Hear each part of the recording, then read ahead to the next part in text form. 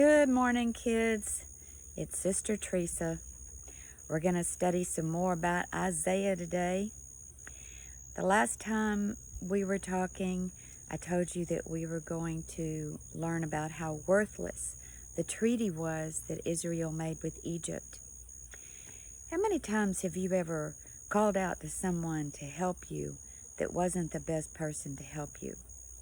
Even though you had been warned not to get that person to help you, you went ahead anyway because you, in your own mind, thought it was your best option. That's what Israel did. Assyria had come down and started taking out the territories surrounding Jerusalem. And King Hezekiah had stopped giving tribute to Assyria.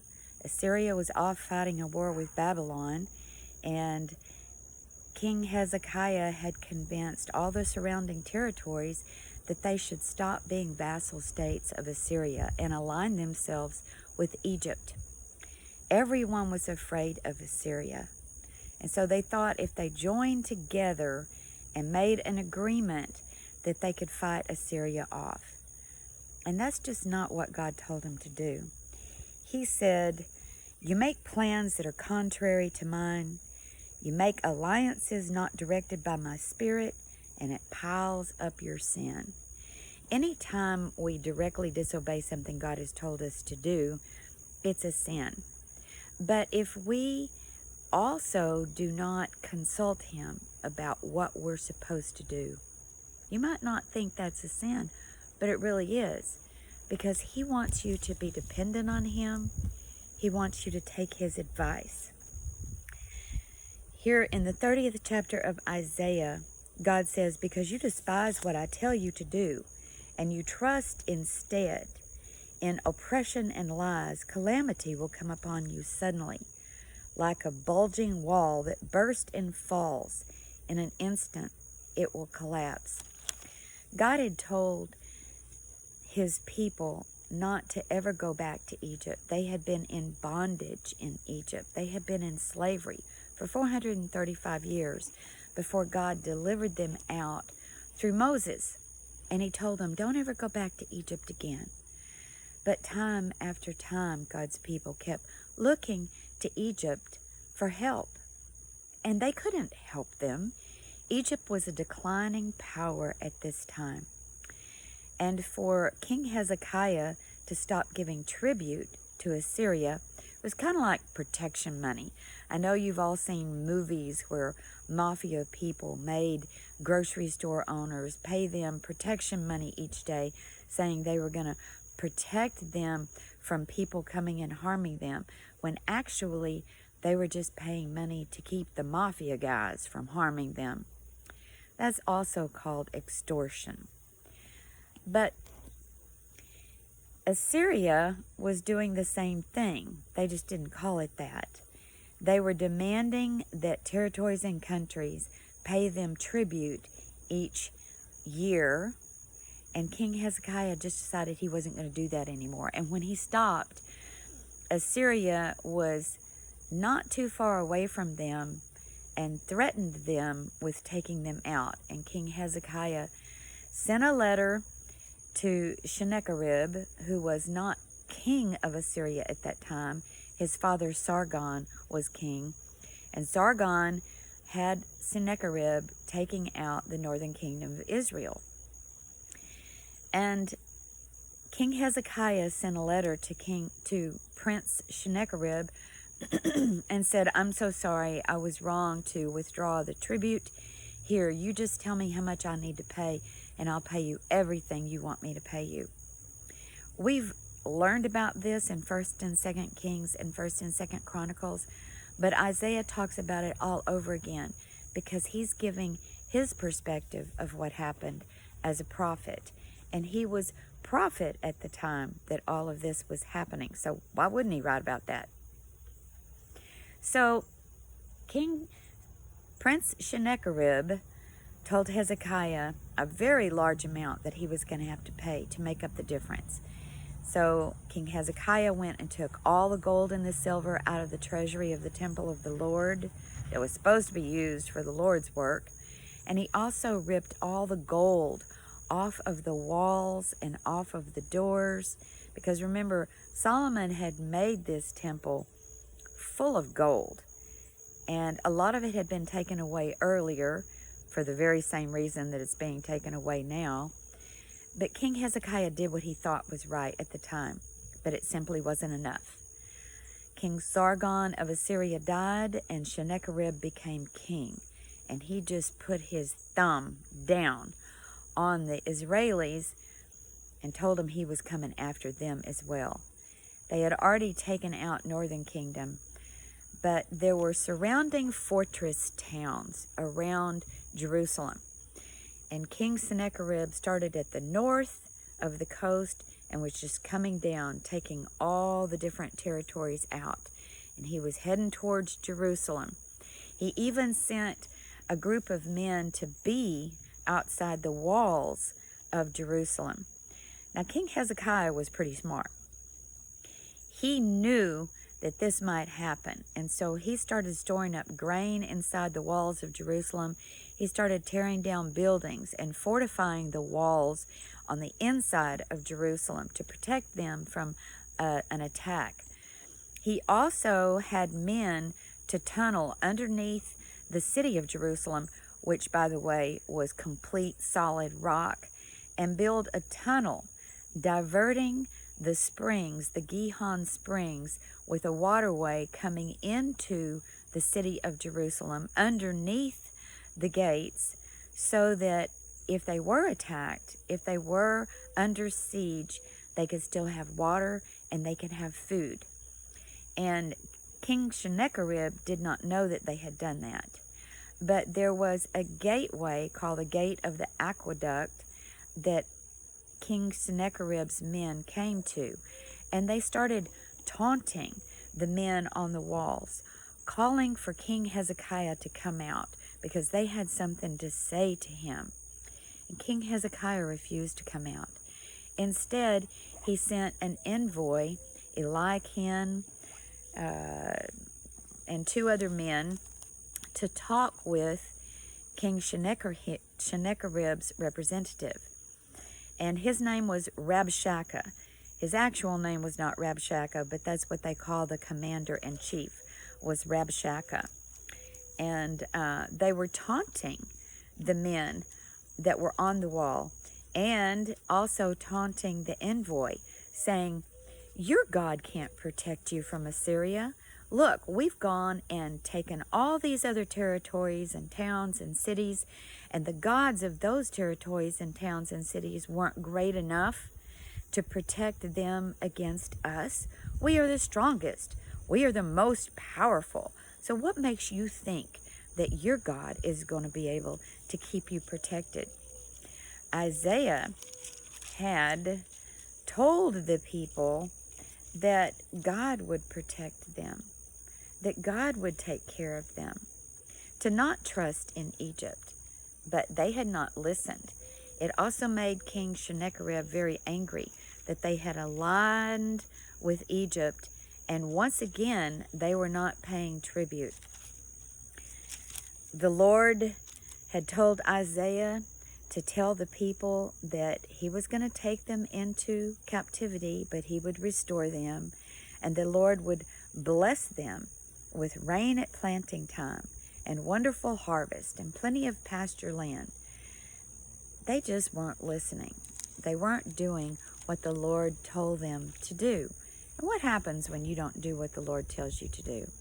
You usually end up putting yourself out there to get in trouble and have some consequences come to you that you really didn't want.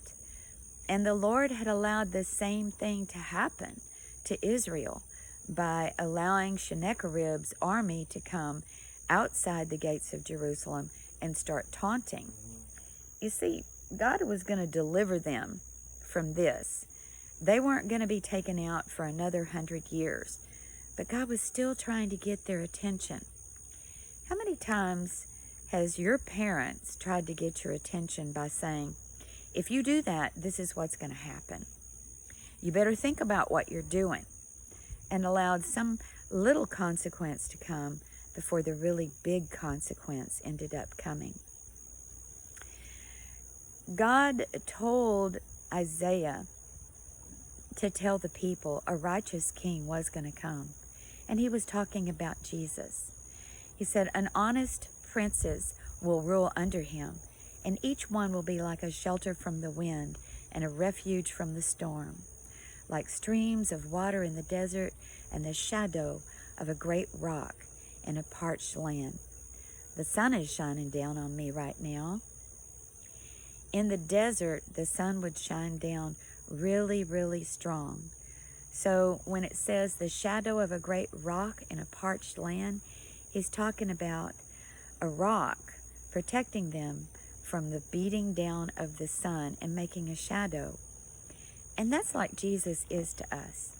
He protects us from things we need to be protected from. But we have to make sure that we're doing what God tells us to do in order to receive that protection. God had given a message about Assyria, even to the people of Israel, saying that Assyria was going to be completely taken out. They were not going to continue being a world power. And through the prophets and through Isaiah, God had given a message that a country called Babylon was going to come and take them away captive. But again, they didn't think it was going to happen because Babylon wasn't even a country at that time. So God had told them there was hope for restoration. They didn't believe it.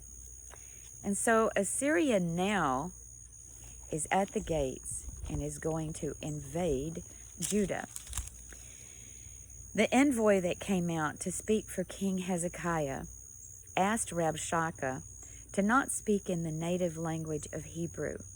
They didn't want the men on the walls to hear, but instead of saying, would you please speak in Aramaic, the language of diplomacy and peace talks, they said, would you please not speak in Hebrew, because we don't want all of our people to hear what you're saying. That was a mistake to say that. How many times would you say to a bully, oh, please don't do this to me? You know what that bully's going to do. And so Rabshakeh continued to speak in Hebrew and continued to put down Israel's God, saying that he couldn't take care of them. What made them think that they could trust? And telling the people on the wall, you're going to starve in there because we are besieging you right now. You're going to end up eating your own dung and drinking your own urine because you're not going to have food and you're not going to have water. Remember, they did not know that Hezekiah had stored up grain, and they did not know that Hezekiah had built an aqueduct underneath the ground. He had done this through solid rock, and he didn't have GPS to show him how to do this. He had some men start on one end inside the walls of Jerusalem and another set of men to start at the Gihon Springs, and they just started chiseling their way through, beating on top of the ground to make sure that they were going to meet in the middle. And then the water flowed through. And today in Israel, if you go to Israel, you can actually walk through this tunnel, and it still has water diverted from the Gihon Springs into Jerusalem. There's a pool in there called the Pool of Siloam that it all gathers into. So Hezekiah's tunnel still stands today. So the men, the envoys that Hezekiah had sent out, went back to King Hezekiah and said, they are taunting our God and they're really discouraging our men. They're trying to tell them that our God can't save them. And they were tearing their clothes and they were weeping, and Hezekiah started tearing his clothes and weeping. And so when he heard their report, he tore his clothes and put on burlap and went into the temple of the Lord. And he sent this same group of men to the prophet Isaiah, and they told him, this is what King Hezekiah says. Today is a day of trouble. We are like a child that is ready to be born, but his mother doesn't have enough strength to deliver him. But perhaps the Lord, your God, why is he calling him your God, Isaiah? Why is he not calling him the Lord our God?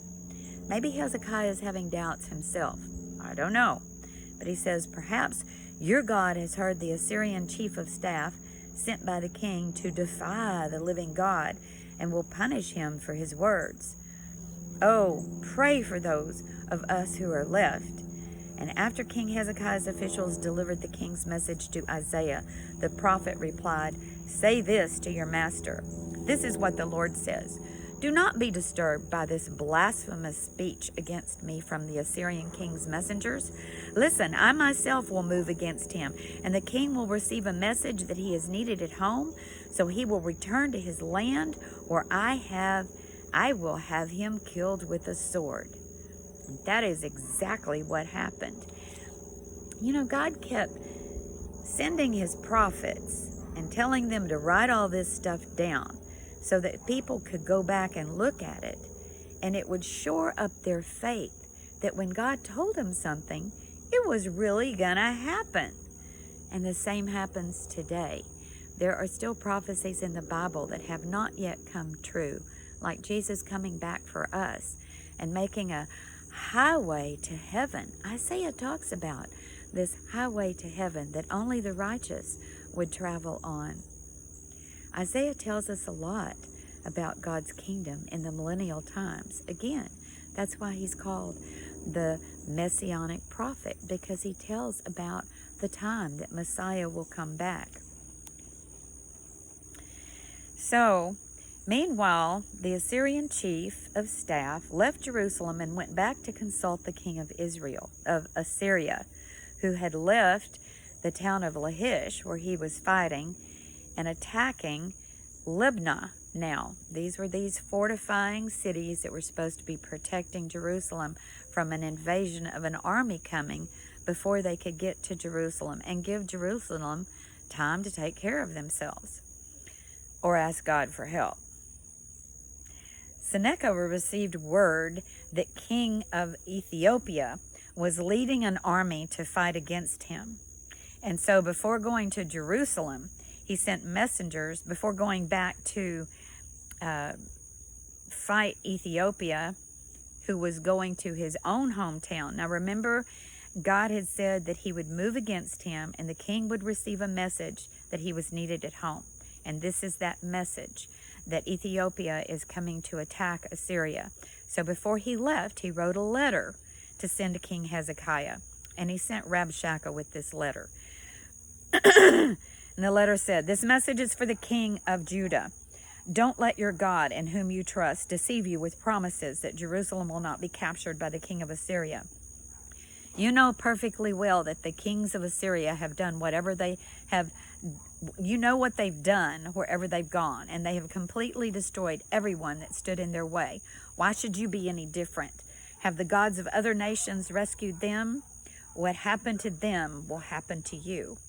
And after King Hezekiah received the letter, he just took it into the temple of the Lord and spread it on the altar and said, "This letter is for you, Lord. Do you hear what they're saying about you? Will you avenge yourself against these people?" And he said, "You, O Lord of heaven's armies, God of Israel, you are enthroned between the mighty cherubim." You know, one angel can do a lot of damage. "You alone are God, and the God of all the kingdoms of the earth, and you created the heavens and the earth. Bend down, O Lord, and listen. Open your eyes, God, and see. Listen to Sennacherib's words of defiance against you." It is true that they've taken out all these other nations, but the gods of these other nations were just made of rocks and stones and wood. And of course they were burned in the fire because they were man-made. They weren't you, God. They were shaped by human hands. Now, O Lord our God, rescue us from his power, and then all the kingdoms of the earth will know that you alone are God. Then Isaiah sent a message to Hezekiah that the Lord had said, "Because you prayed about King Sennacherib, because you came to me and not Egypt or anyone else, I have spoken this word against him. Zion, Israel, is my virgin daughter, and she's going to be laughing at you and despising you. She is going to shake her head at you as you flee away. Who do you think you've been defying and ridiculing? Who do you think you've raised your voice against? Who do you think you've looked at with such haughty eyes? It is me, the Holy One of Israel. With your messengers you have defied me. You have said, with my many chariots I have conquered. With my own strength I've cut down, I've reached, I've dug, I have walked, and I have stopped up all the rivers in Egypt. But have you not heard? I'm the one that decided you could do this long ago. I'm the one that planned it, and now I'm making plans to take you out. It is only because I allowed these people to become weakened and used you as my hand of judgment and instrument against them that you were able to take them out. But you can only do what I'd let you do. Isn't that a good encouragement to us? That Satan can only do what God lets him do to us? And if he lets them do something to us, it is because we're out of order with God. We're out of alignment with God. And we need to be brought back into alignment. And so God will allow things to come against us. He will allow things to happen to us to get our attention so that we will do the same thing Hezekiah did. To go before the Lord and lay the problem before the Lord and say, you, God, are God of the whole earth. Would you take care of this? We also need to ask forgiveness of our sins, because if we're out of alignment with God, we need to ask him to forgive us. So he says, Assyria, this is what the Lord is saying to Assyria. I know where you stay.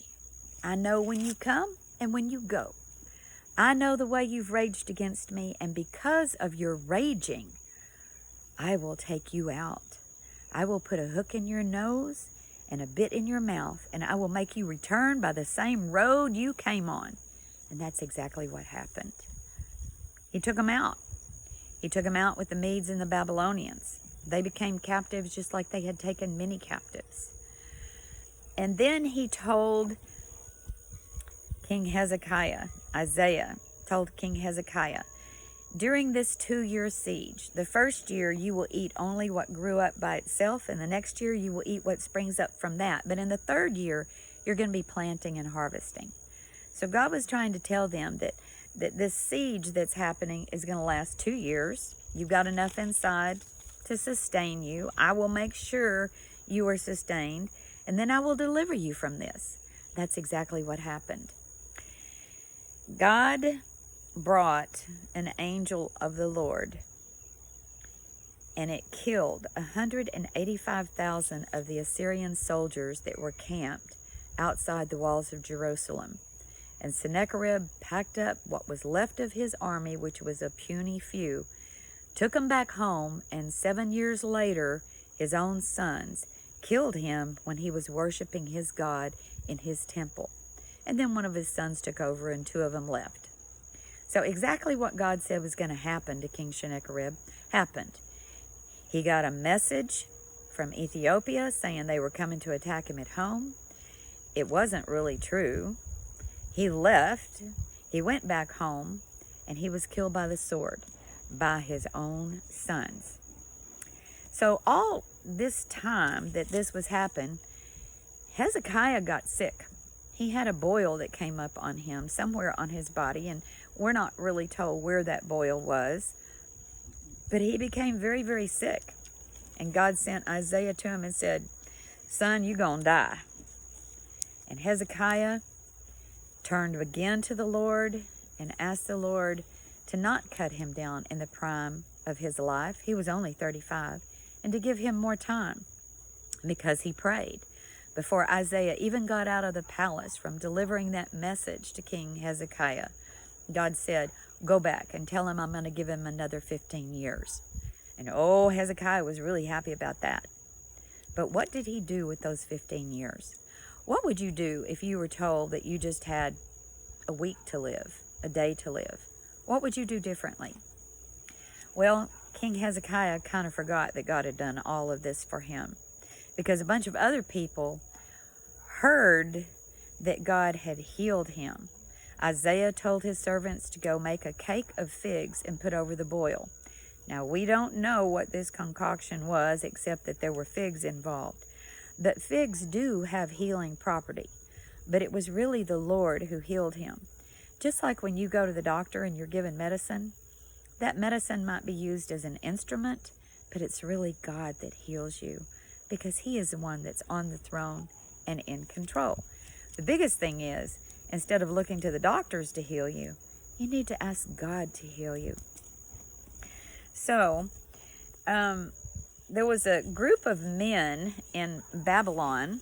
Babylon had been torn down by Assyria, but they were building themselves back up. And there was a group of men that the king of Babylon sent a gift to King Hezekiah, saying, "We heard you were sick and you miraculously got well. Tell us the story." Everybody was hearing the story about how Hezekiah's God healed him. And when these men came in, Hezekiah was so honored that this king had sent a gift to him. He showed this envoy of men everything he had, everything in the treasuries, everything in his palace. And when they left, Isaiah came to him and said, "Who are those men and what do they want?" And Hezekiah said, "Oh, they were from Babylon. And they just wanted to tell me how happy they were that I had gotten well. And I showed them everything I had." And Isaiah said, "Oops, big mistake. Babylon is going to come back and they're going to take everything you have." Well, I don't know that Hezekiah really believed Isaiah. You would have thought that he would believe Isaiah by then. Isaiah tried to warn Hezekiah of many things. And sometimes he listened and sometimes he didn't. Kind of like you and your parents, right? Maybe this story will help you rethink that, to where you start listening to your parents and their warning and doing what they tell you to do. So King Hezekiah ended up having a son in those 15 years of extended life, and his name was Manasseh. And he ended up being the worst son of any of the kings of Israel. He was horrible. He reestablished all the Baal worship. See, King Hezekiah had brought about reform. He had gotten the people to start worshiping the Lord again. His grandson Josiah did a much better job of this, but King Hezekiah had done a pretty good job of that. His name even means the Lord will restore. So he was restoring the people. It's just he didn't do with his last 15 years of life what he could have done. And obviously he didn't raise his son up very well. His son took the throne at the age of 12, and he wasn't ready. But that's what happened back in these days of kings and queens.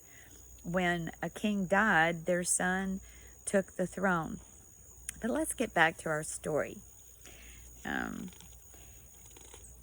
King Hezekiah had become ill during this time that he was going through, talking to his envoy that he had sent to talk to Rabshakeh and going before the Lord. The Lord had healed him. And the Lord gave him a sign that everything was going to be okay, and that he would actually go back into the temple of the Lord and live those 15 years. And that sign was that the sun would travel backwards. Who ever heard of that?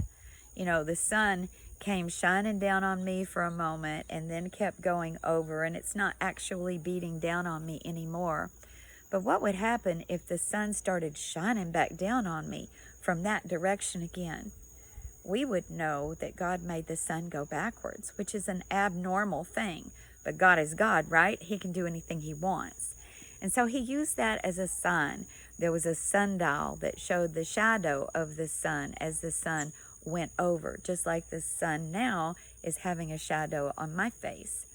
He made the sundial go back 10 steps. This particular sundial would show on steps going up in a building. And he made the sundial the sun's shadow go back 10 steps. And that was Hezekiah's sign from God that he was going to live and he was actually going to go back into the temple of the Lord. And when he went back in the temple, that's when he laid that letter before the Lord. So we've heard our story here today. We've heard how Hezekiah got 15 more years added to his life. Isaiah said to Hezekiah, this message, he gave the message, listen to this message from the Lord of Heaven's armies. This is his punishment for letting those men come in and see all of his treasuries. The time is coming when everything in your palace, all the treasures stored up by your ancestors until now, will be carried off to Babylon. Nothing will be left, says the Lord. Some of your very own sons will be taken away into exile. They will become eunuchs who will serve in the palace of Babylon's king. Most parents, if they had told that their children would be taken away in captivity, would mourn and be sad and go before the Lord and beg for their children not to have this happen to them.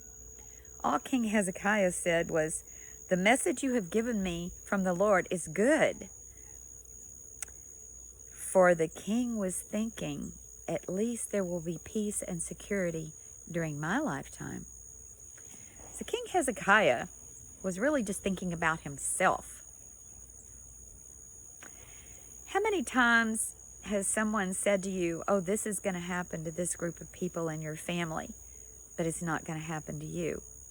And you would say, whew, I'm so glad it's not going to happen to me.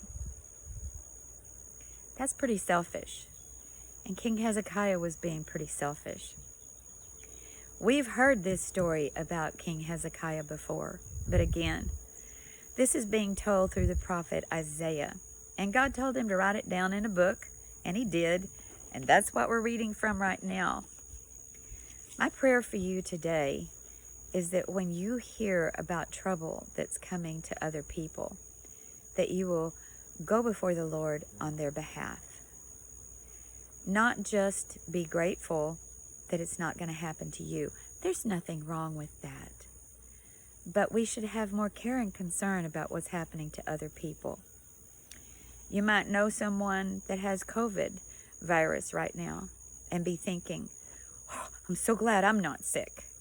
But are you praying for those people that are sick? Are you praying that other people don't get it? We need to have compassion for all of God's people, not just be concerned for ourselves. If we are truly going to be servants of the Lord, this is what we need to do. So my prayer for you is that you be concerned about other people as well as yourself, and that you pray for other people as well as yourself, so that you can be called a servant of the Lord. I love you all, and I so look forward to seeing you next week.